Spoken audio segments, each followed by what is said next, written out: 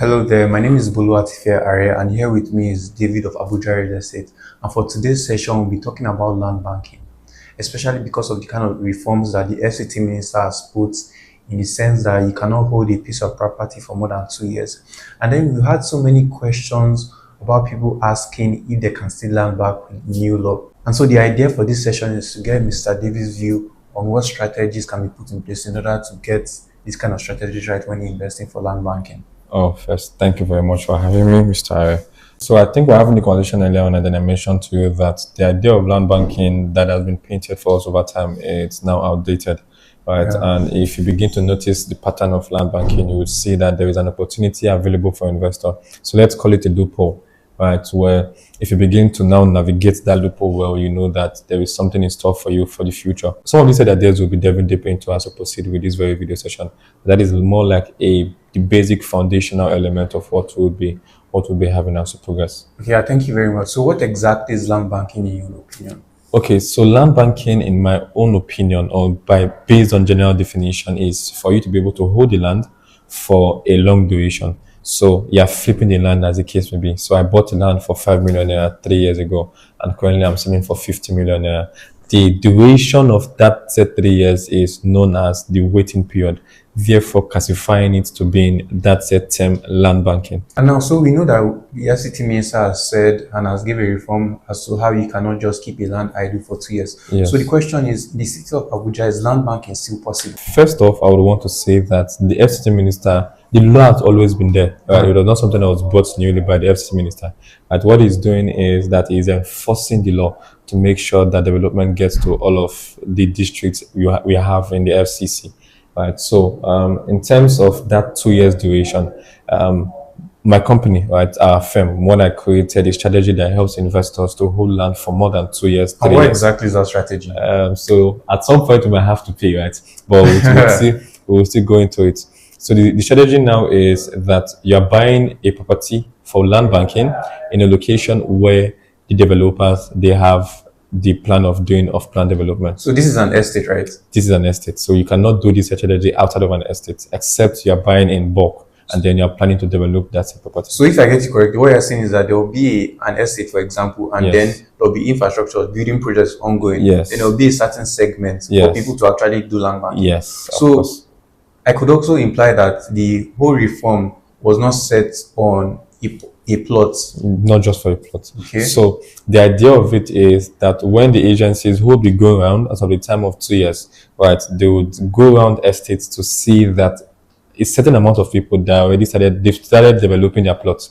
Right. So let's say I get to this estate now and I see that out of 100 hectares that the developer has, they're already developing up to 70% or 80%. That now gives room for the remaining 20% of people to do land banking for as long as they want. Now, note, it does not necessarily mean that you just buy the land and then you leave it there without doing something substantial. Right? You can, let's say you start your DPC level or excavation level, something around that light. Right? It gives you the idea of, or gives them the idea of, okay, development is ongoing. I think development is subjective. So what is development? For example, let's say we have an estate and we just fence it. Yeah. Does that discard us from the 2 years? It does. So again, I mentioned earlier on that the land banking idea that we've had right from time is no longer correct, right? It's outdated. So you just buying a land and then doing, as a developer now, buying a land, parceling the land that is creating internal roads and doing the perimeter fence, that will not classify as development in the eyes of the federal government, right? Yeah. At least they have to be building going on inside of the estate. That classifies as, okay, development is ongoing inside of this very estate, therefore now creating the room. So usually what I do is I tend to give an example. Let's say, for an example now, in our development firm, right, we have 100 hectares of land that we want to develop. At some point we have to create room for people who want to do land banking, because definitely that would also apply. So out of the 100 hectares, we are building all through for 70% of the land, that is 70%, right? And then leaving 30% for people who want to do land banking. And then scattering them around the estates to make sure that it is not just one secluded area for those who want to do land banking. They are mixed with the people who are doing, or with off-plan developers, off-plan properties, that allows you to, when you see the estate, to see that, okay, development is ongoing in these very estates. So it's not just a secluded environment. So what about people who actually have the funds to buy, for example, a mini estate, and then they buy the mini estate and then they just do only probably excavation on the estate. Does that say? So the expected reality Yeah. now is that that should also still count as development, because we don't know exactly the certain level of what they classify as development when it comes You said to that. should. Yes, that should be the expected reality.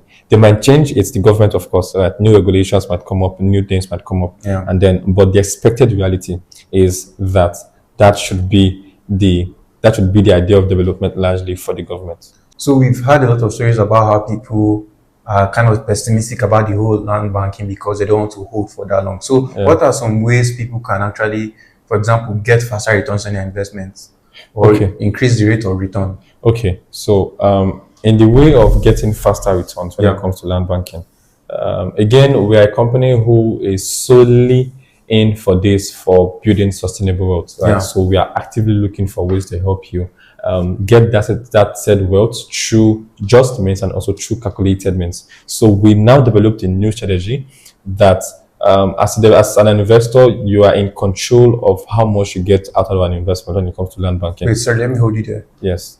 Subscribers are in control of how much returns they'll get for the particular property. Yes. Could you please explain that? Okay, so we launched an estate very recently called Havana Villa around the Kaisha axis, and then property started selling for 5.8 million naira. Before we launched the property, we did the internal roads, we did the perimeter fencing, and also we did the plot demarcation.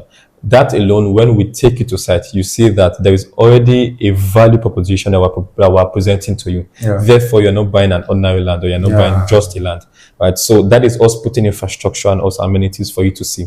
So when you are an investor, when you key into that said property, and then upon the payment of infrastructure fee, that it will now allow us to now do more infrastructure. For those people who are looking at it from the public eyes, they are seeing that, okay, this said property is developing at a very rapid pace. I want to put my money into that said location. That duration of when you pay the infrastructure fee, the people, they see the property. That said duration can be within 6 months or 1 year or 1 year. But they are going for land banking. Why would they have to pay for infrastructure fee? That again is why I said that for land banking, the idea of land banking we've always had is something that is now outdated. This is now the current way and the best way for you to do land banking. For one, the short term, and also for it to be sustainable. Of course, right, we also still at some point need to add the external development of the estate, right? That is also still a major factor. But now the major factor or the main factor of what causes appreciation for real estate is what happens inside of the estate. If you're buying inside of an estate, and then coupled with the fact that you're buying in a location where there are rapid external development happening. Those two set factors put together is definitely one that is sustainable. So if you're ready to invest into properties around the city of Abuja, right, there are amazing opportunities we have spread across the city that allows you to, put this into real practice and see how fast you can get your returns on your investment, because this is sustainable, it is sure, it is safe. So these are what we are looking to apply moving forward with how we approach real estate investment. So it's safe to say that land banking can still be done here in Abuja? Yes, it can. Wow, this is very fantastic. Thank you very much for your time today. Thank you, sir. Have a wonderful day. Hello there, and for the session we just finished, I hope you guys had a wonderful time hearing various strategies we can use for land banking, especially because we've been having some pessimistic view about land banking in Abuja because of the reforms. And I've always stated this in my videos. Information and knowledge is very, very key. Some people did not think land banking was possible, but I'm sure with this podcast, we've shown you some certain ways in order to invest here in the city of Abuja with land banking. If this is something you're interested in, do want to reach out to the numbers on your screen. And I remain Bolu Atife Are, and I'll see you guys in the next one. Bye-bye.